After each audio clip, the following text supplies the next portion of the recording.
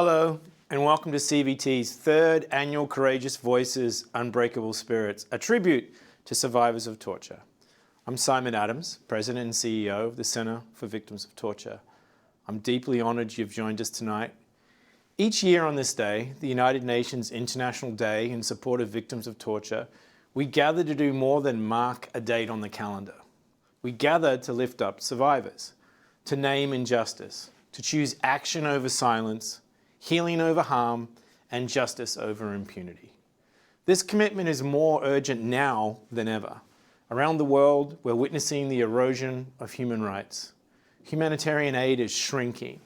Refugee protections are being dismantled. Survivors are being pushed to the margins. But at CVT, we are choosing a different response. We are choosing courage, compassion, and community. And by being here with us tonight, so are you. We've set an ambitious goal for the next hour to raise $65,000 to support CVT's life-changing work across the globe. I'm proud to share that we've already raised $14,000. You'll see a progress bar at the bottom of your screen. It updates in real time as donations come in.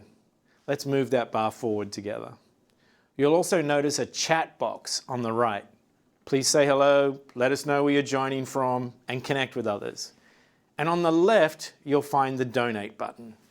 Throughout the evening, we'll invite you to take action, to give, to speak out, to stand with survivors.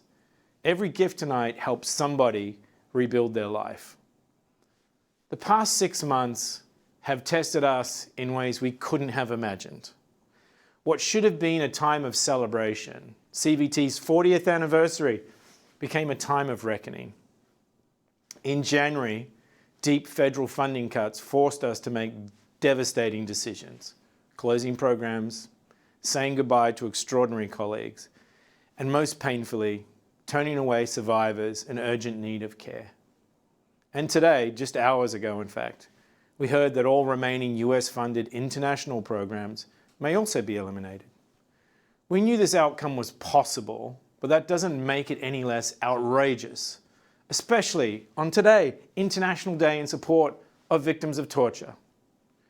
But even amid this heartbreak, I witness extraordinary resilience in our staff, in our clients, in our community, including every one of you here tonight.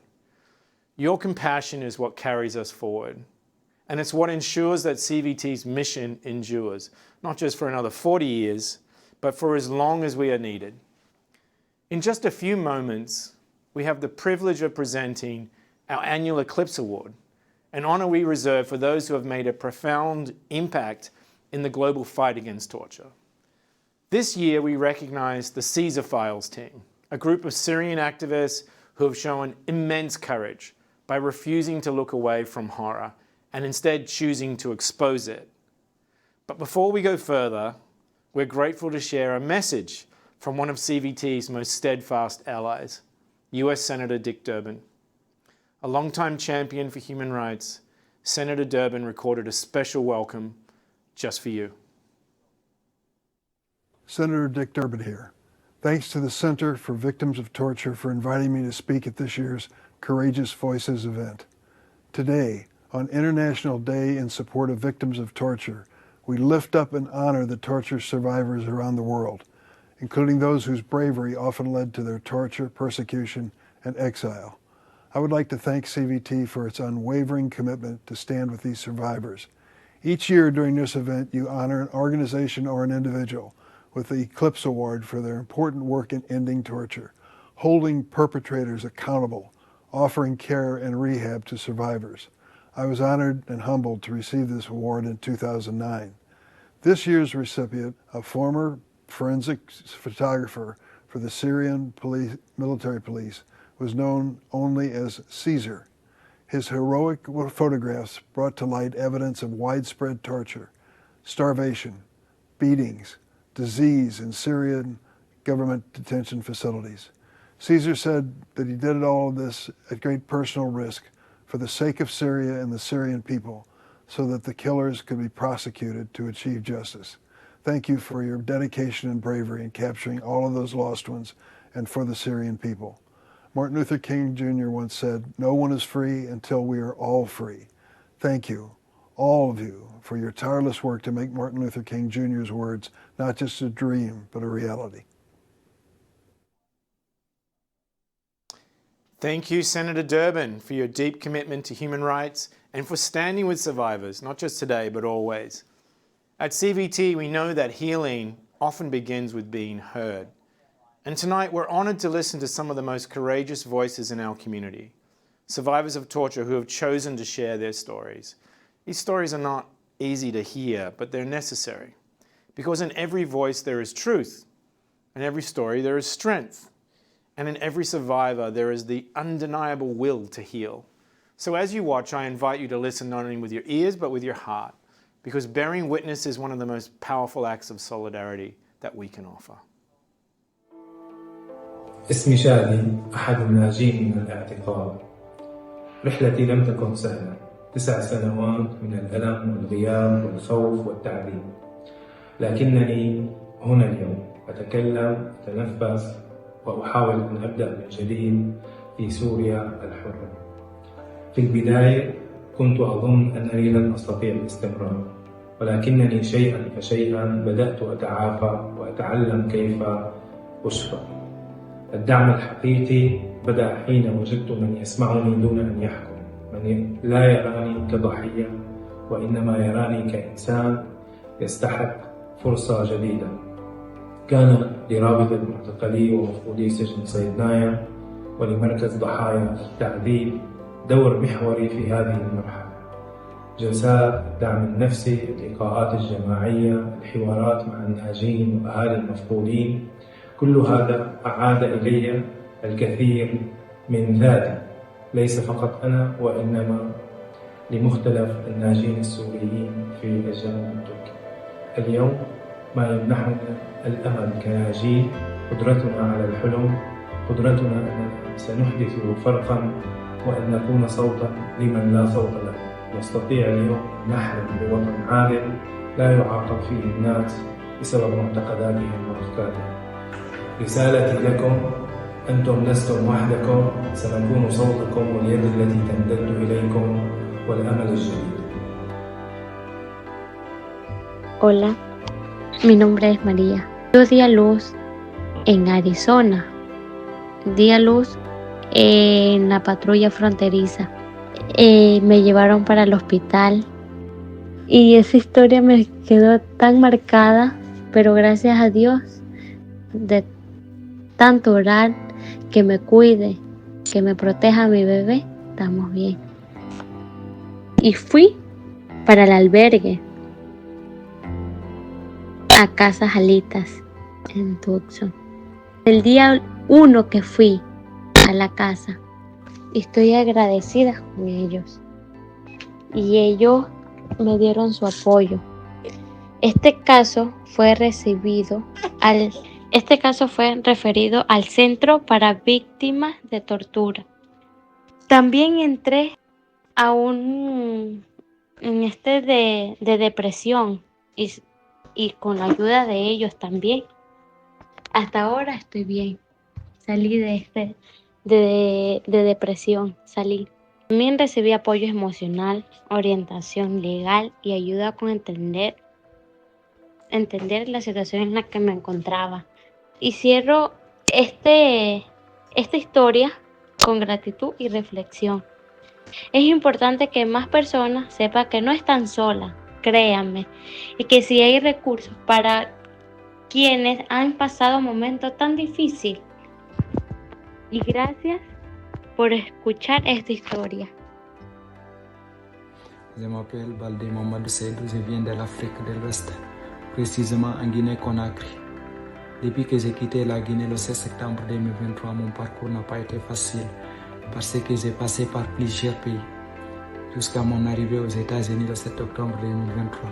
Pendant 7 mois, j'ai cherché un avocat.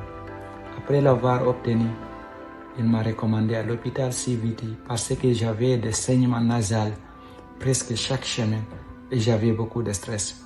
Maintenant, depuis mon arrivée chez vous, vraiment, je suis devenu une autre personne. Vous m'avez rendu fier de moi en me soignant, en me donnant de bons conseils. et vous êtes devenus comme ma famille. Je demande à toutes les personnes qui sont devenues sur la même voie que moi d'aller à l'hôpital CVT.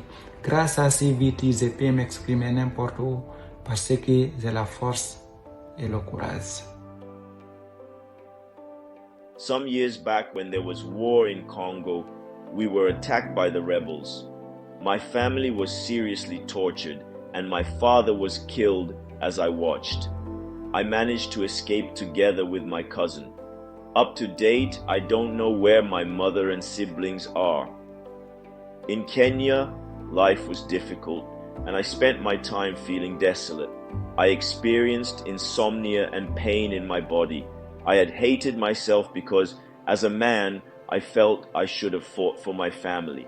But after attending counseling sessions at CVT, I started changing the negative thoughts I used to have through having a meeting with myself and having some positive self-talk, and that has really helped me a lot. These days I feel like I have no stress, and I don't hate myself anymore, and I have accepted my situation. The exercises and topics I was taught through physiotherapy sessions have been very helpful, and I use them as a great resource for my physical strength. Ever since I came to Kenya, I have never felt this new person in me except after going through CVT services. Hola, mi nombre es José Ángel.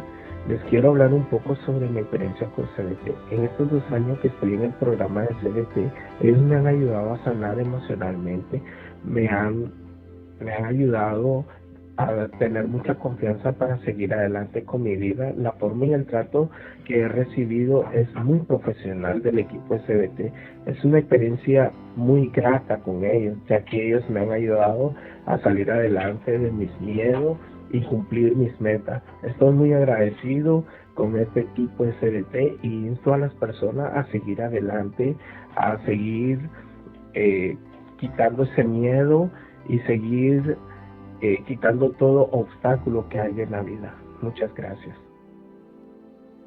I have been an immigrant for a year now, and although I have experienced migration before, this time it has been much easier for me. Since receiving services from CVT, I feel more at peace, more informed, and more confident in my new life. The guidance and support have had a truly positive impact on me, my family, and especially my child. I am deeply grateful to those who provide and support such valuable services for immigrants. Thank you from the bottom of my heart. That I'm going to give my reflections and my testimonies, the things that make me heal through CVT. I personally was someone who actually was going through a lot. I was having depression, actually a lot of emotional things that needed healing. I had few friends. I didn't have connection much with my parents. When we started the sessions, the first thing we began with was how to handle our emotions, the stress, the anger we have. At times you may be thinking, I used to think like I was the only person going through that, yet not knowing even my failures. Others were even going through more than what I was going through. So from that moment, when they introduced us to anger and stress management, they gave us a lot of exercises, questions to answer. We also had to draw the river of life. There are things that we can control. There are other things completely you can't control. So the things we control and can't control changed me a lot, up to date. And again, another thing was, at times you may feel like you're alone, but there are things that there are resources or the support system where you can go to. I got to know that at times you should not be quiet on the problems you have. We have to share it out with people. We learn how we can solve our problems through having support networks. It has given me hope. Much as CVT has given me, they have also given me another hope of life. It is not only them who can do this, but there are others outside. Yes. Like if you're going through the stress, the stigma, all this stuff, you shouldn't keep quiet, because if you keep quiet, it's like you're killing yourself. Yes, you're dying slowly by yourself. But once you release it outside, you find yourself you find yourself coming out of that situation slowly by slowly.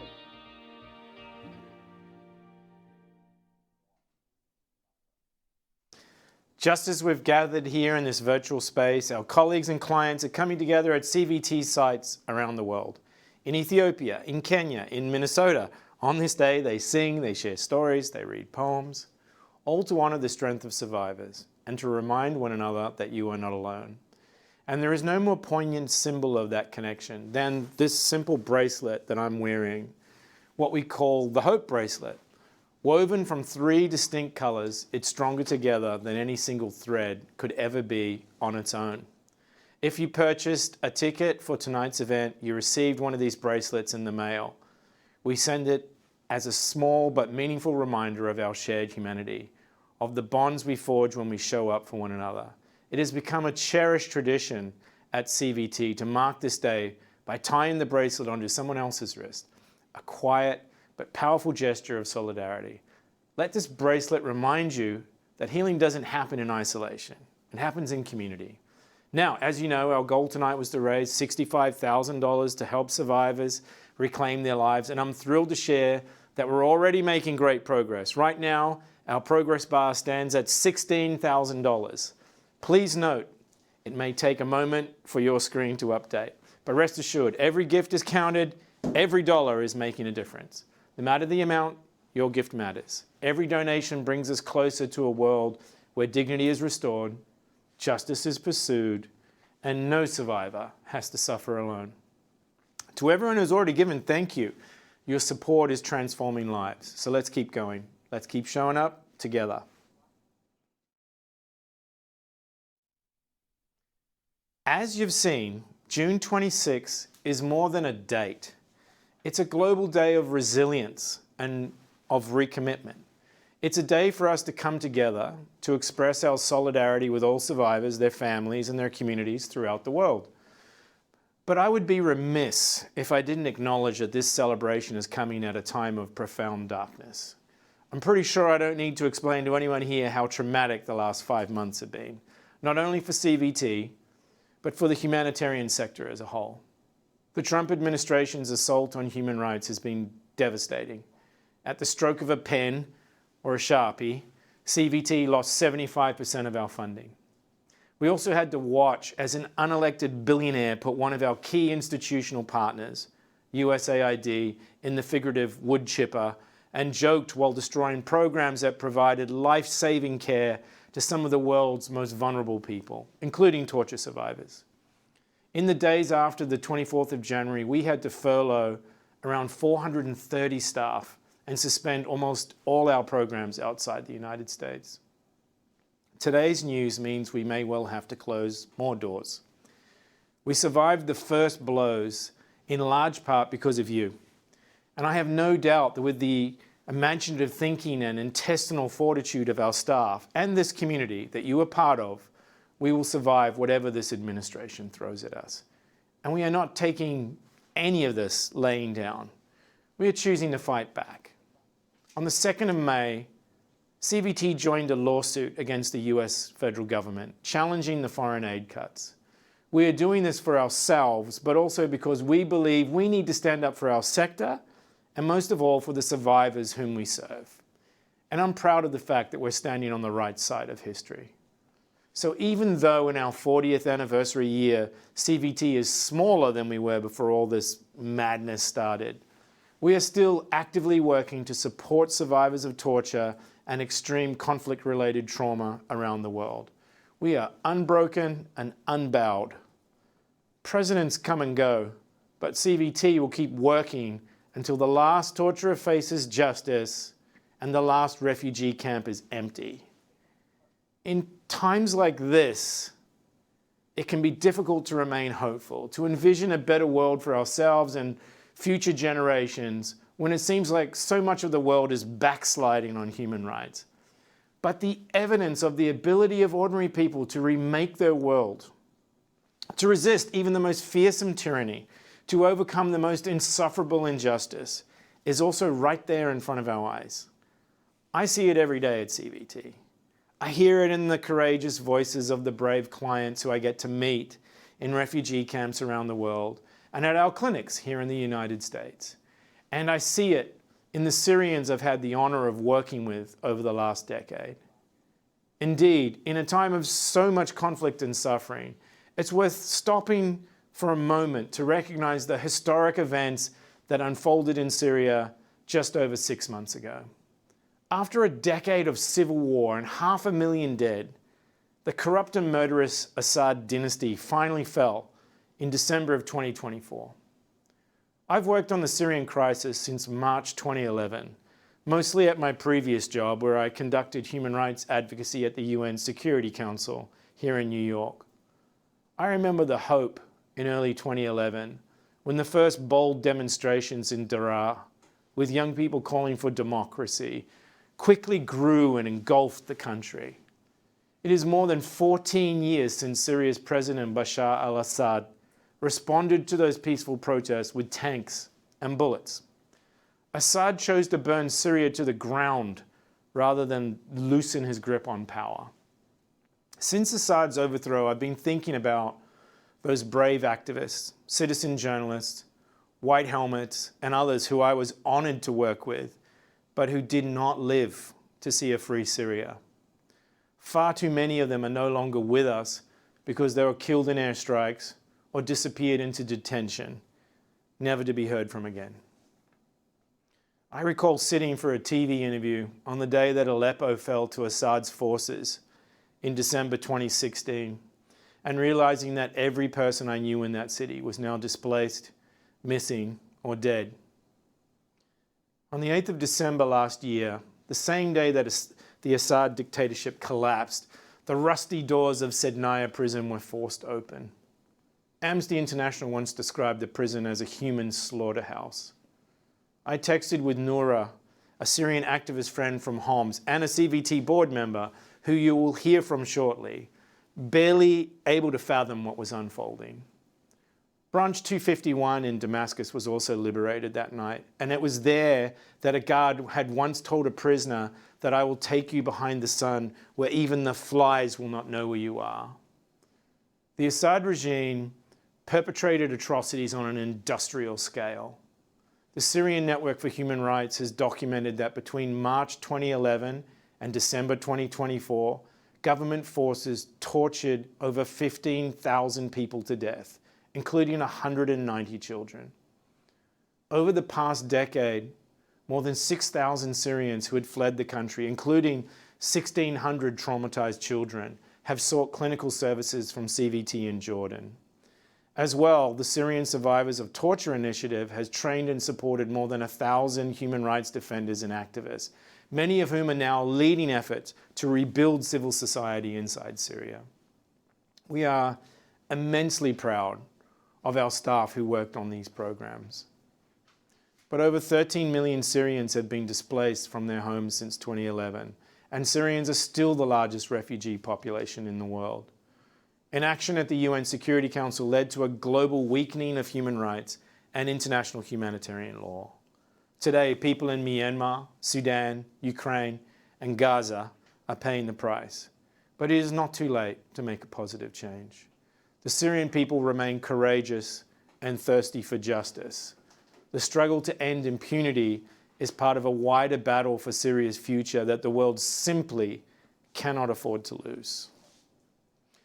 We should not rest until we see former President Assad and all his accomplices in a courtroom, not for revenge, but because it's only through upholding universal human rights and pursuing justice that the entire international community will be able to redeem itself from under Syria's rubble. And in just a few moments, we'll learn more about this year's Eclipse Award recipient, the Caesar Files team, who have dedicated their lives to doing just this, fighting for justice for all Syrians. This is what June 26, the International Day in Support of Victims of Torture, demands of us: to listen, to act, to never look away. That's why I'm grateful to be here with you, to honor those who refuse to be silenced. That is what this day is all about.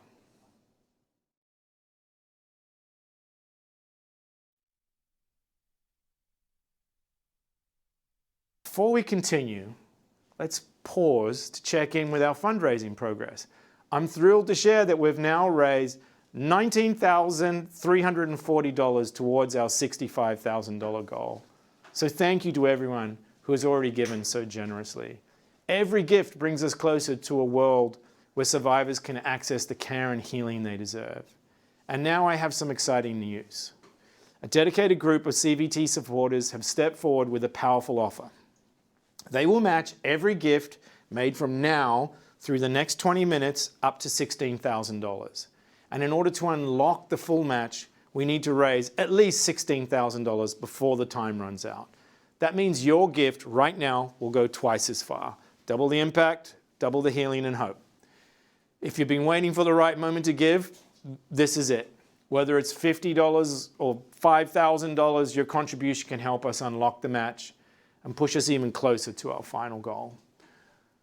I've had the privilege of meeting survivors whose lives have been transformed through CVT's care. People who have endured unimaginable trauma and who now stand with renewed strength and purpose. Your support is part of that story. You are part of their healing. So as our program continues, I invite you to click that donate button on the left-hand side of your screen. Let's show survivors that we're here for them and that we're not going anywhere. Thank you.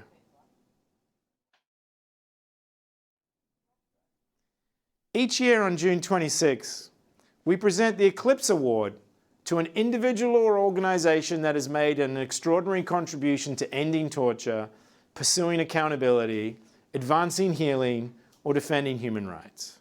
The eclipse, which is the emblem at CVT, symbolizes the transformative journey of survivors. It represents the moment when light begins to return. When those who have endured the darkest of experiences step forward into healing, into life, into hope.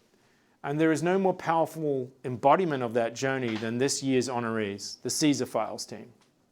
Between 2011 and 2013, a former Syrian military forensic photographer, known only as Caesar, documented over 50,000 photographs of the tortured and emaciated bodies of those who died inside Syria's prisons. These images were irrefutable evidence of the Assad regime's crimes against humanity. What began as one man's act of silent witness became a collective act of defiance. A small, determined group of activists, now known as the Caesar Files team, risked everything to organize, preserve, and smuggle those files out of Syria. Their work ensured that families could know the fate of their missing loved ones, that truth could not be buried, and that the world could no longer look away. We're deeply honored to recognize the Caesar Files team with this year's Eclipse Award for their courage, their tenacity, and their unwavering commitment to truth. Earlier this week, members of the team sat down with CVT board member and fellow Syrian survivor and activist Noura El-Jazawi to accept the award and reflect on the impact of the Caesar Files and their ongoing fight for justice. We are proud to share that conversation with you now.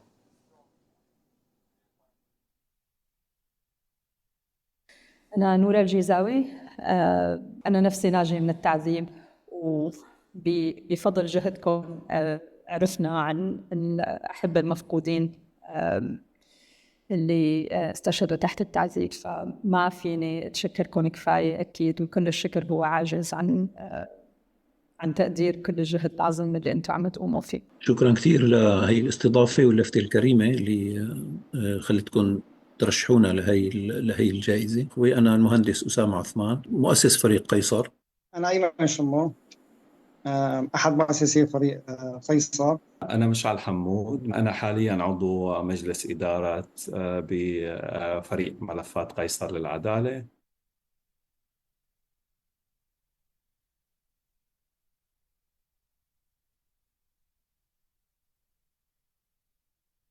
أستاذ أسامة حكيت إنه المشروع أو فكرة ملفات قيصر بلش العمل عليها من بدايات الثورة، من بدايات 2011.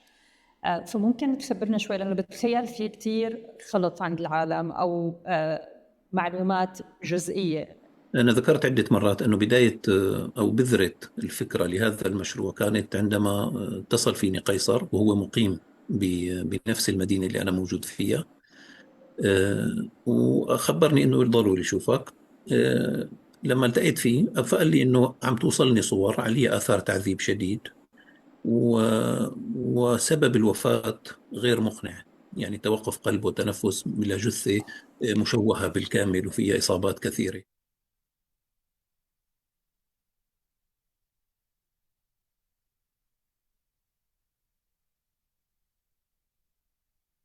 وازدياد قمع النظام سواء بعمليات الاعتقال الكثيفة أو القمع اللي شاهدناه من خلال قصف المدن والاقتحامات وغيرها. كنا مضطرين إنه نوسع الأمر. أكثر من شخصين عم بيفكروا بهذا الأمر، نحن بحاجة أشخاص يكونوا معنا يحموا هذا المشروع ويحموا الأشخاص القائمين عليه.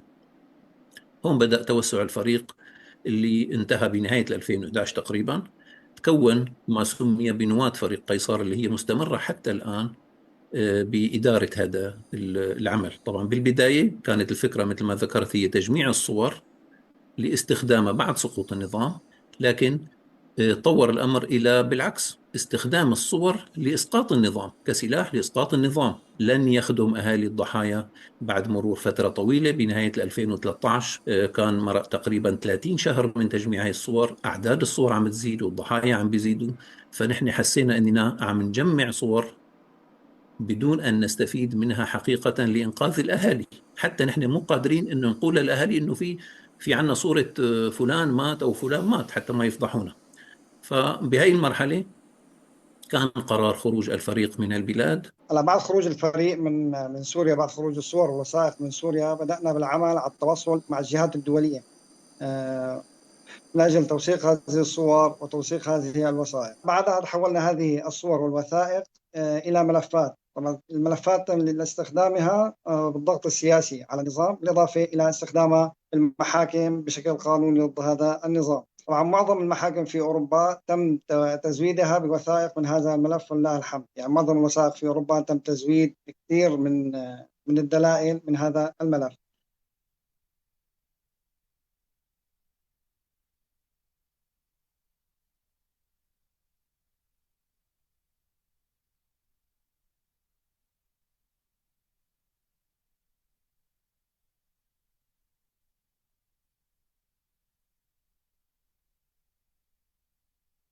انه نحن دائما بنعتبر انه بكل مراحل عملنا انه الملف هو ملك لجميع الشعب السوري، مش ملف هو مربوط بمنظمة أو مربوط بشخص أو مربوط بملفات. كيف ممكن يكون أنه هذا الحامل أو هذا الملف هو الجهة الكبيرة، لأنه بنفس الوقت أنه هذا الملف هو الملف الوحيد الموثق عن النظام.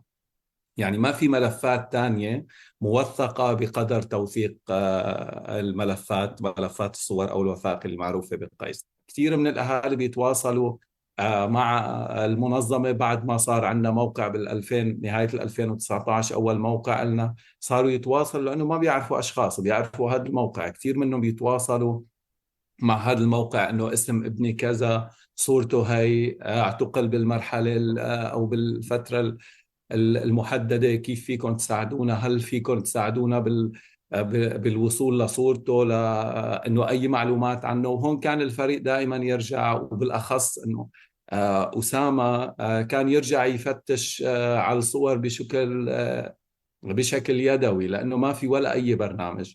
أنا بعرف دائما أشخاص مثلكم اللي بيشتغلوا للضحايا بيحيلوا دائما على الضحايا وليس على أنفسهم، ولكن نحن هون لنحكي عنكم، لنحكي عن تجربة هذا الفريق اللي تحمل كل المخاطر. وكان أستاذ أسامة مثلا أو أي حدا فيكم كان فينه يقول خلاص أنا هي تضحية كتير كبيرة، بس وما دخلني وما بدي أجيب المعاناة ونحط أهلي وعائلتي وأحبتي بالمخاطر. المخاطر اللي واجهتوها أو كنتوا عن وعي كامل ومسبق عم تواجهوها، سواء لما بلشتوا شغل بسوريا أو حتى لما قررتوا تنتقلوا عن المنطقة، هي مخاطر كتير كبيرة سواء عليكم كأفراد أو حتى على عائلاتكم، ليس فقط العائلة المباشرة وإنما العائلة الأوسع. طبعا نحن إذا بدنا نحكي عن هذا الموضوع راح يستغرق مننا ساعات طويلة كثير. لكن بحب أكد أنه نحن لما بنقول أنه البطل الحقيقي في هذا الملف هن الضحايا، هذا مش من باب التواضع، لأنه هي حقيقة. قرارنا بأن نعمل في هذا الملف، وقرار كل واحد من أعضاء الفريق قرر أن يدخل في هذا الطريق، كان يعلم أن هذا الطريق هو باتجاه واحد. يعني هذا الطريق ما في منه رجعة. وأنا ذكرت أنه نحن كنا عم نفكر نجمع الصور لبعد أشهر يسقط النظام، نخرج الصور وانتهى الموضوع. لكن لما استمر الأمر وقررنا نخرج إلى خارج البلاد، هذا القرار كان المفصلي، لأنه هون وصلنا إلى درجة من القطيعة الكاملة مع النظام. يعني نحن أشخاص أصبحنا مستهدفين كأشخاص كأفراد وكعائلات، ولا يمكن لنا أن نعود. أعضاء الفريق ليسوا في أمان، لأنه بالنهاية كل شخص يخشى من عملية العدالة ويخشى من المحاسبة والمساءلة سيعتبر أن هؤلاء الأشخاص هم أعداء. لأنه نحن حتى اليوم وغدا وإلى الأبد سنطالب بأن تكون هناك محاسبة ومساءلة وتحقيق عدالة. بحالة فقدان أمل أنه يرجع، ولحد اليوم بعد 14 سنة في أمهات بيتصلوا فينا وبيتمنوا أنهم يعرفوا أنه ابنهم مات لحتى تنتهي حالة الانتظار القاتلة لأنه في ناس ماتوا وهن عم ينتظروا. هذا الجانب في قصص إنسانية مؤلمة جدا لا تتسع لها لا الكتب ولا صفحات التواصل الاجتماعي. أكثر شيء يمكن أنا بعتبره أنه هذا سبب شيء مستمر بالتعذيب هو عدم كشف عن مصير الضحايا حتى إذا قتل.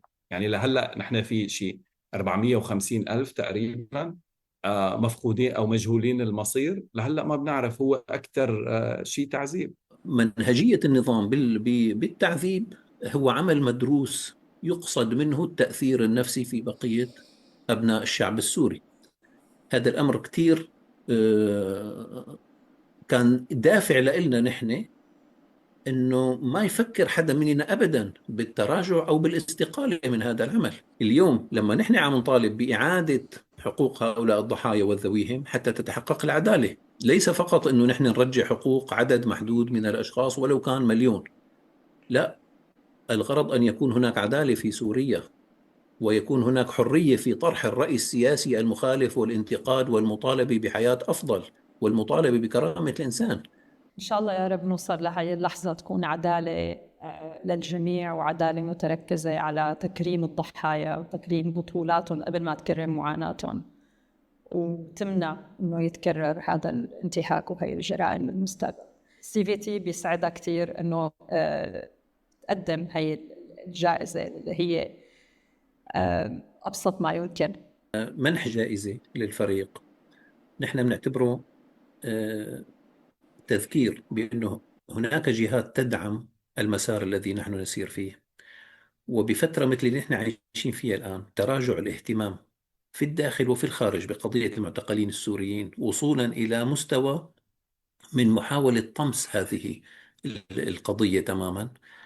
الجائزة اللي عم تحكي عنها حضرتك بالنسبة لنا هي مثل المنارة اللي بتأكد لنا أنه نحن ماشيين بالطريق الصح. وهي كمان يمكن كمان هي حافز أساسي للاستمرار بالعمل، وهي يمكن جزء من انتصار، إذا بدنا نقول إنه انتصار الضحايا، لأنه بنرجع بنقول هي الجائزة هي اللي للضحايا اللي هن أساس الملف، واللي هن خليني أقول الشغل الشاغل هلأ بموضوع العدالة الانتقالية. حقيقة هي الجائزة هي دفعة بالنسبة لنا لنحسن نكمل طريقنا ونحقق أهدافنا. إن هذول المعتقلين كنا معتبرينهم أمانات عنا، فتحصيل حقوقهم والعدالة للمعتقلين هو أهم أهدافنا لازم نحققه ونشتغل عليه. شكرا كثير. شكرا كثير لكم.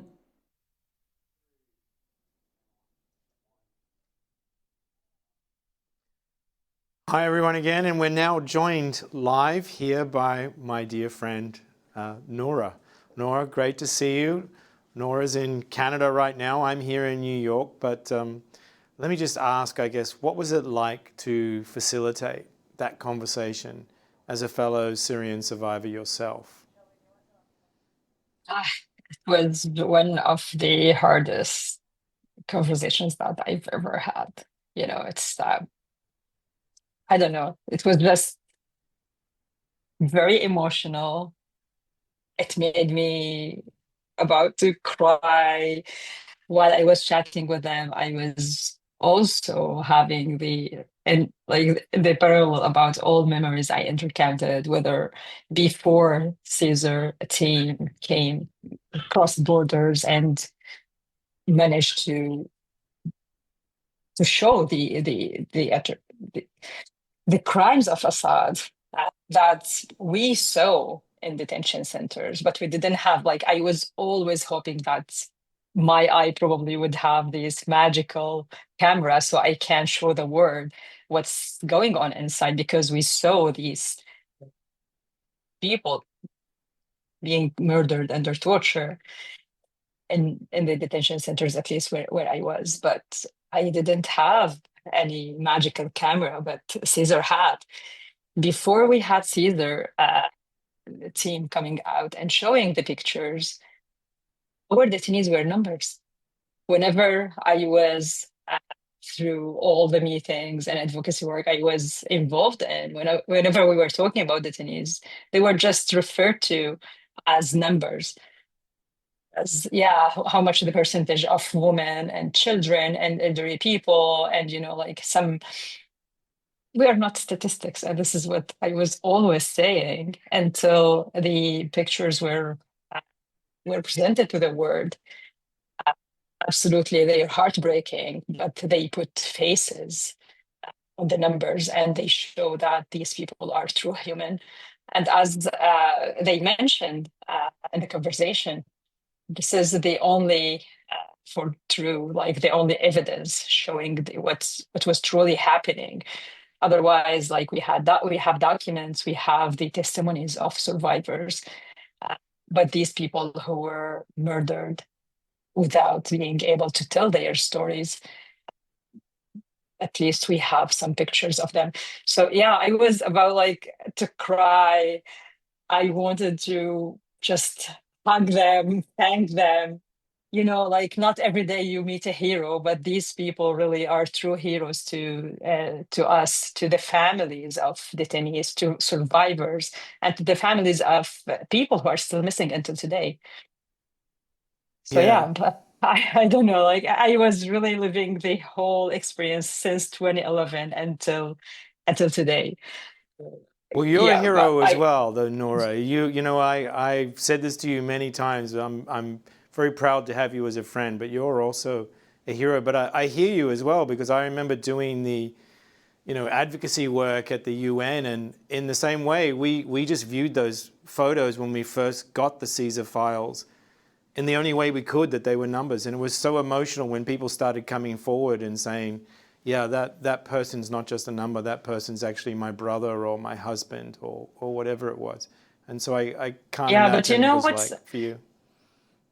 Yeah, thank you. What's still stunning, I feel like every single moment I hear it in my head when Osama said that he was, whenever a family contacted them asking about their loved one, they would send a picture of them alive. So Osama, back then he was calling himself Sami, manually was going all over the folders, checking for the pictures and trying to match. And you can imagine how the emotional toll on him. It's unbelievable how he was doing all of this for years without stopping and without giving up. So to me it was just unbelievable. The work he has done, and I wish we had such a magical tool to save him from this, but at least now hopefully we have the hope to move forward and to save the truth and to fight for justice, and I wish for Osama and the team to feel some relief and emotional relief through the way out until justice. Yeah, well, CVT never works in isolation. We always work with partner organizations. And of course, another partner is the Caesar Families Association, which helps support the families of those who appear in the photos. So Can you talk a little bit more about some of the other organizations that also have used the CSER files in their own ways? Yeah, the files were used in so many incredible ways, including not only in courtrooms in exile during these transnational justice efforts, whether in Koblings or in Kobling or in other countries, but also in helping the families to come together. When the families, being a victim is all about being isolated, especially if these families are still back then living in Syria or live in isolation. The Assad regime used to go after the families of detainees, not only after the wanted activists. So living in this isolation, living in this sadness, uncertainty was really heartbreaking and was really heavy on the families. So when these families try to come together to advocate together for the rights of their loved ones to be released, to be seen, for their rights as families, loving their children and their husbands, their partners, their brothers and sisters, it was really empowering. So it was not only about crying for what happened, but it was also about the empowerment. It was about fighting back. And I remember, like, in some of these meetings where the family were sitting with the special envoy, the Mistura, back in the day, they were asking, like, what the international community is doing. We have these files. And they're like, yeah, maybe. There was no answer. All what these families wanted is to have their loved ones released, and the Assad was not open to this, absolutely, until the moment came and the chains of the prisons were broken. But unfortunately, and this is the painful fact also, that we still have thousands of missing people. We still have thousands of families heartbroken, trying to find answers, searching for the fate of their loved ones. And we have so many families asking themselves why we don't have so many CSER teams brave enough to keep documenting until the last person was murdered in the torture. Because what CSER team did was absolutely extraordinary. And I don't know if this absolutely brave effort would be happen in the life again. I don't know if there's someone would be brave enough to do similar work in the future, but hopefully we will never have, because hopefully we are fighting until we end the torture, we end the detention, and we end the suffering of people. But yeah, it's just extraordinary, and hopefully we are and gladly we are honoring their work in such a positive, hopeful moment to change, not only to fight for justice and to find answers, but also to make sure that these crimes will never happen again. So, very quickly, final question. You're a CVT board member, and you know that we're trying to start work in Syria. So as a survivor who now works for Healing and Recovery, why do you think it's important for organizations like CVT to be working in Syria? It's so many reasons, absolutely, including the interest that I'm a board member, and I want to see how our organization, how CVT is shining and doing this positive impact on the ground and changing people's life in a positive manner. CVT has not only been doing the work directly with targets or with survivors and their families, but it's also about the empowerment, building and supporting this local civil society. The existence of CVT in Syria would really be a change-making deal, because it's not only about providing the support that families and survivors need, but also about helping in building and empowering the emerging or the coming back, returning civil society organizations, and supporting the grassroots efforts towards healing and justice and accountability. Thank you so much, Noura. I wish we could talk for longer, but on behalf of everybody, shukran, and I hope we get to meet up again soon. Thank you so much. Thank you. Well, it's time for our final fundraising update. So thanks to your generosity, we have now, we're about $6,600 short of the match title. So while we haven't hit the full match yet, we're so close that our generous match donors have agreed to extend the challenge. That means every dollar you give, up to $16,000, will still be doubled. Your gift will go twice as far towards our $65,000 goal and toward a world where every survivor can access care, justice, and hope. So if you haven't had the chance to give yet, there's still a little bit of time. Just click that donate button on the left side of your screen. Tonight, in this virtual space, we've heard voices that refuse to be silenced. And we've come together across miles and borders with shared purpose and deep compassion. But CVT's work doesn't stop when this event ends. And we cannot do it alone. So let's finish strong together.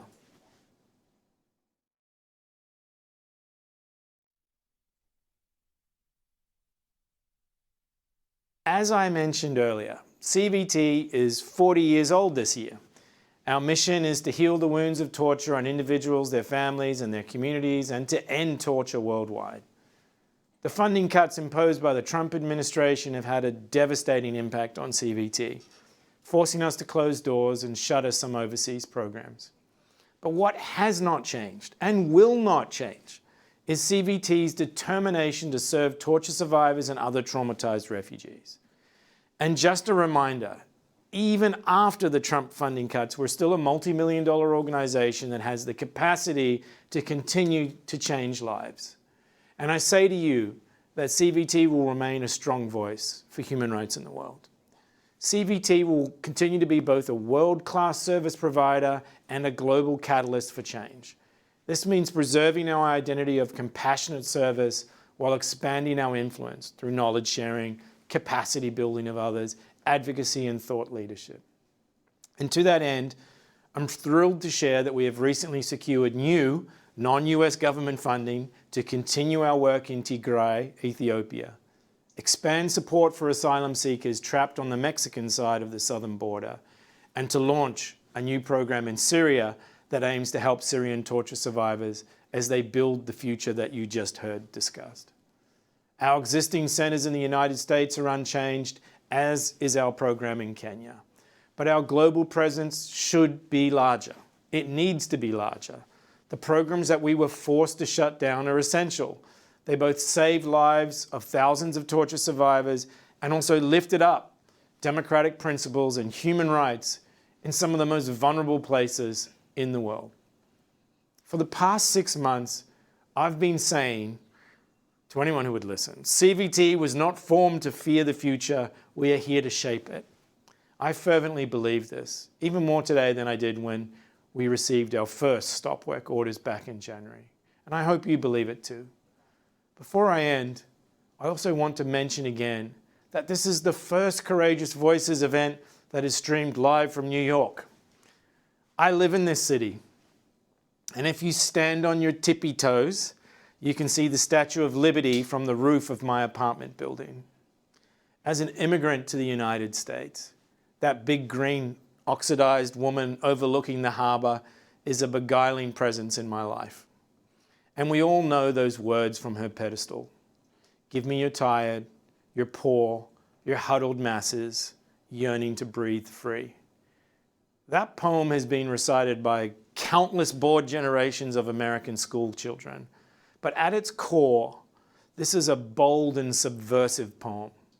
It's a poem about immigrants, about refugees, and about new beginnings and the promise of America. It was written, of course, by Emma Lazarus, who lived and died here in New York. So let me honor her memory by saying something about CVT and refugees and the state of the world. Climate change is the biggest existential threat facing our planet, but human rights and the global displacement crisis remain the great moral challenges of our time. Despite the political changes since January, CVT remains on the front lines. And I'm asking you to stick with us in this fight. It's not a fight that involves fists or bayonets, but a battle of ideas. and a struggle to provide humanitarian services to the world's most vulnerable refugees and asylum seekers. That's how we honor the promise engraved on the pedestal of the Statue of Liberty. Because from Syria to Minnesota, or from Kenya to northern Mexico, we need your support to end this climate of impunity and indifference and to stand up for justice, healing, and hope. You know, I recall a comment that one of our clients in Kenya, I'll call him Jabulani, said to me. He compared his life as a refugee to navigating a dense forest. Jabulani asked why there had to be so many thorns, so much darkness, so much persecution and suffering that he had to endure just to find somewhere where he could be safe and free.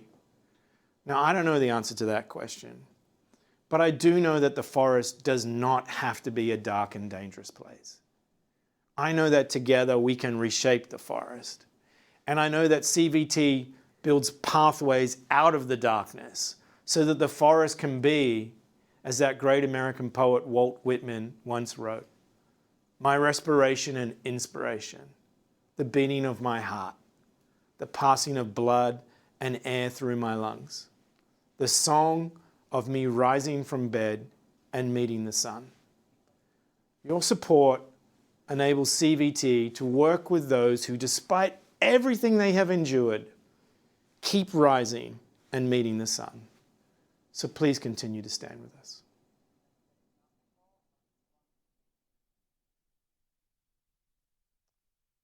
As we close tonight, I want to thank you from the bottom of my heart for being here.